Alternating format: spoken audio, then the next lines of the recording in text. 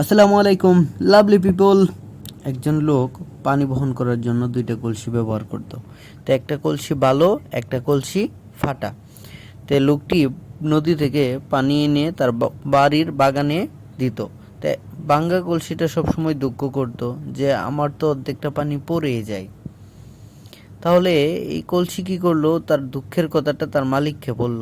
মালিক হেসে বলল, তুমি তো শুধু তোমার ভাঙা কলসির পানি পড়াটাই দেখলা, কিন্তু তুমি যে পথ দিয়ে আসো ওই পাশটাই ফুল ফুটছে, ওইটা কি তুমি দেখছো? অন্য পাশটা শুকনো। আমি জানি যে তুমি আসো, তুমি ফাটা, তোমার এখান থেকে পানি পড়ে, এই জন্য আমি ওই পাশটাই বীজ বপন করছিলাম।